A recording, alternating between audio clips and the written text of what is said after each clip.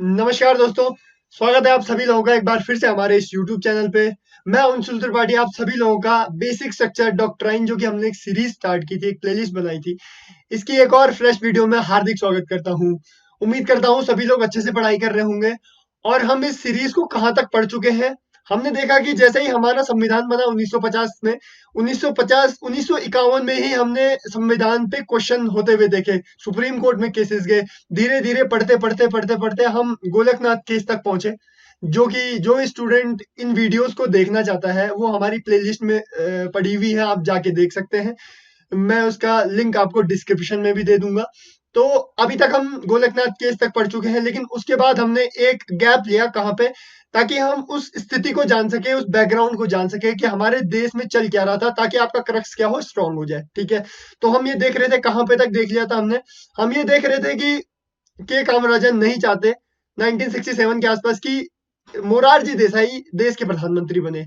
उसका एकमात्र कारण ये था कि मोरारजी देसाई बड़े गद्दावर नेता थे, बहुत तेज मिजाज के व्यक्ति थे, और उनको कंट्रोल करना के कामराजन के बस की नहीं था।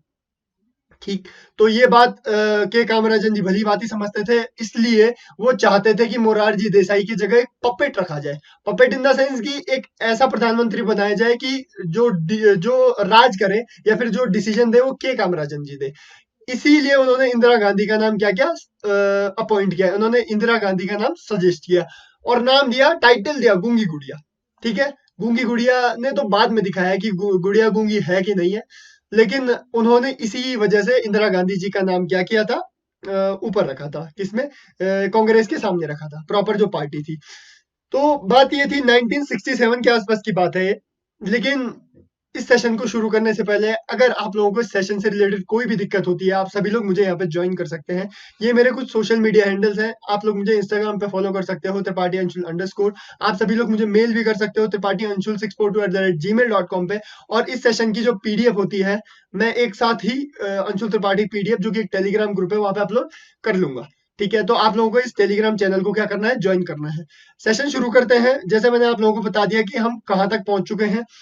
अभी स्थिति 1967 के आसपास की है। ठीक है, यहाँ पे लोगों के दिमाग में क्या चल रहा है, लोग ये सोच रहे हैं कि कांग्रेस दो फाड़ हो चुकी है, कांग्रेस अपने आप में सेपरेट हो चुकी है, कांग्रेस के पास वो पावर, वो बात रही नहीं कांग्रेस में जो क्या थी, नेहरू जी के टाइम पे थी, यूनिटी थी। ठीक है, सॉरी, यूनिटी थी, वो बात अभी कांग्रेस में रह नहीं गई।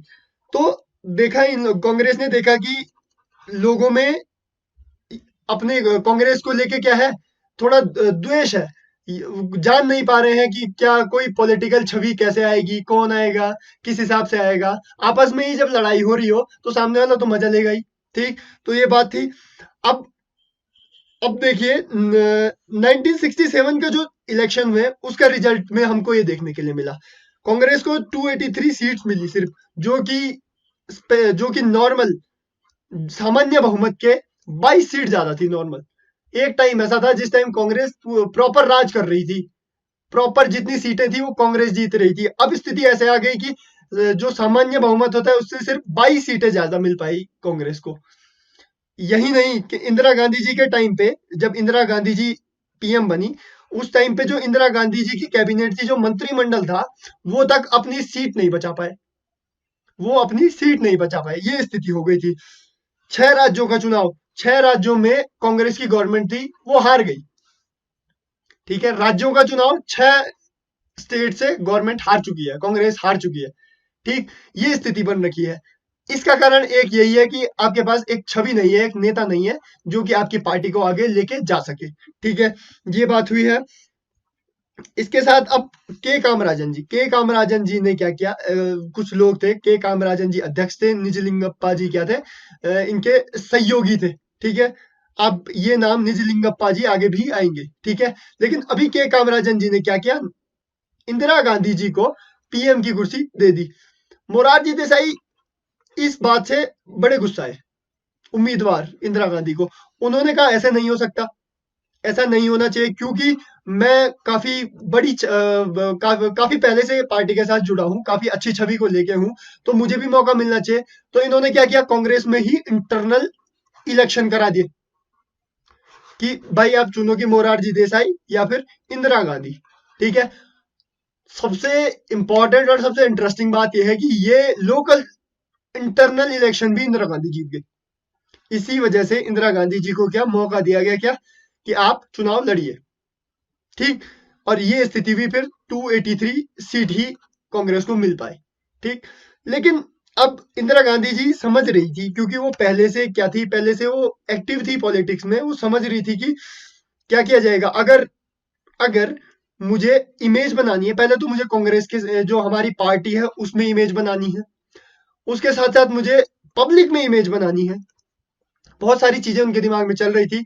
और दूसरे एंड पे मोरारजी देसाई ने कहा कि भाई मैं डिप्यूटी पीएम से नीचे का कोई पद नहीं लूंगा, और विद फाइनेंस मिनिस्टर, ठीक है। उन्होंने कहा मैं इससे नीचे का कोई पद नहीं लूंगा, ठीक। ये सब कुछ हुआ, ये सब कुछ हो चुका है डिप्यूटी पीएम के तौर पे। अब एक यहाँ पे इंपॉर्टेंट बात है, आपको यूपीएससी स्टेटमेंट में कंफ्यूज क्या कर सकता है कि डिप्यूटी पीएम का कॉन्सेप्ट सबसे पहले मोरारजी देसाई के टाइम पे ही इंट्रोड्यूस हुआ था 1967 में। क्या ये स्टेटमेंट सही है या गलत? तो बच्चों देखो, ये गलत स्टेटमेंट है, क्योंकि इससे पहले जो वल्लभ भाई पटेल जी थे, सरदार वल्लभ भाई पटेल जी थे, उनको एज अ डिप्यूटी पीएम बनाया गया पहली बार विद होम मिनिस्ट्री, ठीक है। ध्यान रखिए, ये दूसरी बार था 1967 में जब डिप्यूटी पीएम का क्या कॉन्सेप्ट आया, ठीक है। ये बात आप लोग समझ गए, ये इंपॉर्टेंट है, स्टेटमेंट ध्यान रख लीजिए, ठीक है। अब मैंने जैसे कहा कि इंदिरा गांधी जी अपनी छवि को अच्छा बनाना चाहती थी, कांग्रेस में भी बनाना चाहती थी, तो उन्होंने कहा पब्लिक में भी बनाना चाहती, उन्होंने कहा क्या किया जाए। उन्होंने देखा कि गोलकनाथ केस आया है, गोलकनाथ केस के डिसीजन से अमीर तबका बहुत खुश था, ठीक है। अमीर तबका गोलकनाथ डिसीजन से काफी खुश था। गरीबों के ऊपर जो नेहरू जी चाहते थे, गरीबों को एक मिडिल क्लास तक लाना, और अब अमीर बहुत अमीर ना हो जाए और गरीब बहुत गरीब ना हो जाए, इस चीज के लिए नेहरू जी ने काम किया। इंदिरा गांधी जी ने देखा कि अमीर ये काम तो हुआ ही नहीं, अमीर तो अभी भी खुश है, गरीब लोग बहुत गरीब डे बाई डे गरीब होते जा रहे हैं। तो इन्होंने क्या किया, 1967 में अपने कुछ 10 पॉइंट्स पॉलिसी बनाई। इन्होंने 10 पॉइंट अपने दिमाग में रखे, उसमें से कुछ इंपॉर्टेंट पॉइंट थे। इन्होंने सोचा कि क्या किया जाए, क्या किया जाए। इन्होंने कहा सबसे पहले तो हम क्या करेंगे, नेशनलाइजेशन करेंगे बैंक का, बैंकों का नेशनलाइजेशन करेंगे, ठीक है, राष्ट्रीयकरण करेंगे। तो इससे क्या होगा, इससे कुछ फायदा होगा। इससे ये फायदा होगा कि जो बैंक होंगे वो आम आदमी तक पहुंचेंगे, ठीक है। जैसे आपने जनधन खाता सुना होगा, वैसे ही हर एक आम आदमी तक बैंक पहुंच पाएगा, ठीक। नेशनलाइजेशन क्या होता है, ये इकोनॉमी का टॉपिक है एक, आप लोगों को कभी किसी सेपरेट वीडियो में समझाएंगे कि नेशनलाइजेशन था क्या, क्या इसके प्रो एंड कॉन्स थे, एक सेपरेट वीडियो है ये। दूसरा इन्होंने ध्यान दिया, इन्होंने दूसरा पॉइंट था नेशनलाइजेशन ऑफ इंश्योरेंस कंपनीज। इन्होंने कहा इंश्योरेंस कंपनीज का हम क्या करेंगे, नेशनलाइजेशन करेंगे, दूसरा पॉइंट। इन्होंने जो लैंड सीलिंग था, ये रूरल लैंड सीलिंग चल रहा था अभी तक, इन्होंने कहा ना, अर्बन लैंड सीलिंग भी इंट्रोड्यूस होगा, जो अभी तक गांवों में हो रहा है अब ये शहरों में भी होगा, तीसरा पॉइंट। और जो हमारे पास राजे रजवाड़े थे, उनको एक एक विशेष प्रकार का बहुत महंगा भत्ता मिलता था, जिसको कहा जाता था प्रीवी पर्स, ठीक है। तो प्रीवी पर्स इन्होंने कहा इसको हटाना है, क्योंकि बहुत सारा पैसा, हम आम गरीब इसीलिए हैं क्योंकि बहुत सारा पैसा इनकी मेंटेनेंस में जा रहा है, लाखों का, और उस समय का लाखों मतलब अब का करोड़ों, ठीक। तो ये इनके चक्करों में पैसा खर्च हो रहा है, तो इसको खत्म करेंगे। अब माहौल देखो, राजा लोग इससे खुश होंगे? नहीं, राजा लोग इससे खुश नहीं थे। तो इंदिरा गांधी के खिलाफ एक माहौल बनने लगा, ठीक है। माहौल बन रहा था, माहौल बन रहा था, डे बाय डे ये कुछ ना कुछ कर रही थी, तो माहौल बन रहा था। अब अचानक से क्या हुआ, दिक्कत कहां पे आई, माहौल एकदम स्ट्रॉन्ग कब हो गया? इन्होंने 1969 में एक डिसीजन लिया, नेशनलाइजेशन बैंकों का, बैंकों का नेशनलाइजेशन करने की सोची, और 1967 में डिसीजन ले लिया विदाउट कंसर्निंग, मतलब अपने फाइनेंस मिनिस्टर जो कि मोरारजी देसाई थे, उनसे सहमति लिए या फिर कोई भी एडवाइस लिए बिना इन्होंने नेशनलाइजेशन की डायरेक्शन में एक स्टेप आगे बढ़ा दिया। अब मोरारजी देसाई भड़क गए, मोरारजी देसाई के साथ साथ के कामराजन और निजलिंगप्पा जी ये भी भड़क गए। ठीक है, अब ये स्थिति वो थी जिस समय के कामराजन जी अध्यक्ष पद से हट चुके थे और निजलिंगप्पा जी क्या थे, कांग्रेस के प्रेसिडेंट, ये एक्स प्रेसिडेंट थे। ठीक है, तो अब ये टाइम आ गया कि मोरारजी देसाई, निजलिंगप्पा जी और के कामराजन जी एक ही ग्रुप में आ गए। ठीक है, और इन लोगों का मोटिव हो गया कि इंदिरा गांधी जी, जिसको हमने गूंगी गुड़िया बोल के गद्दी पे बिठाया था, इनको क्या करना है, कमजोर करना है कैसे भी करके। ठीक है, इंदिरा गांधी समझ रही थी कि ये प्लानिंग चल रही है अपने खिलाफ, सब कुछ है, सब कुछ सही है। असली मजेदार, असली इंटरेस्टिंग फैक्ट ये है अब यहाँ पे 1969 में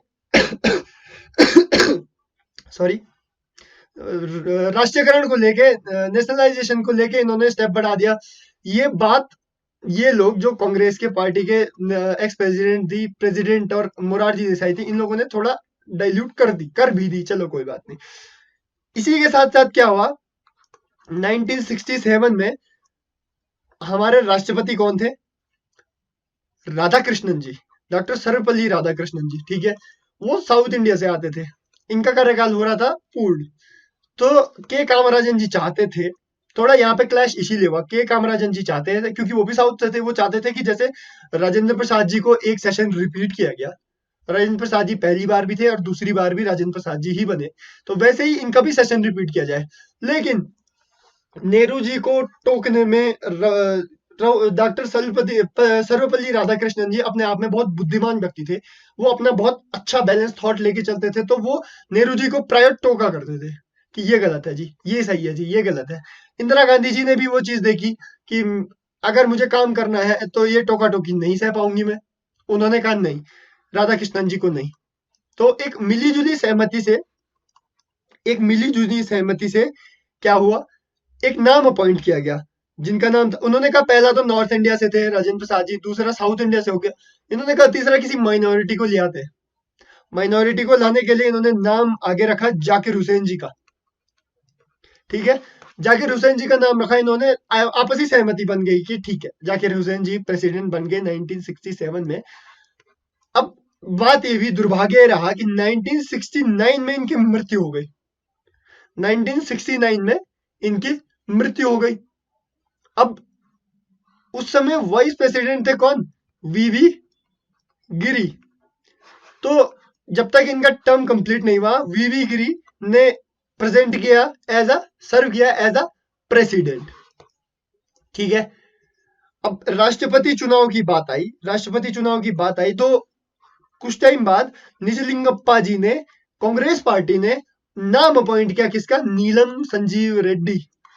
नीलम संजीव रेड्डी कांग्रेस के इतिहास में, हमारे इतिहास में और राष्ट्रपति के चुनाव के इतिहास में पहले व्यक्ति हैं जो वोट होने, ये बहुत, इनका नाम 2 बार याद रखा जाता है। 2 बार याद क्यों रखा जाता है कि ये इलेक्शन 2 प्रकार से हुए थे। एक तो 2 प्रकार से याद रखा जाता है, कैसे करके, क्योंकि पहली बार भारत के इतिहास में राष्ट्रपति में सेकंड फेज की वोटिंग हुई थी, जब नीलम संजीव रेड्डी क्या थे, चुनाव के लिए खड़े हुए थे। उस चुनाव को बेसिकली ये हार चुके थे और ये पहले ऐसे व्यक्ति बने जो निर्विरोध चुने गए। ठीक है, इसीलिए 2 बार ये याद रखे जाते हैं।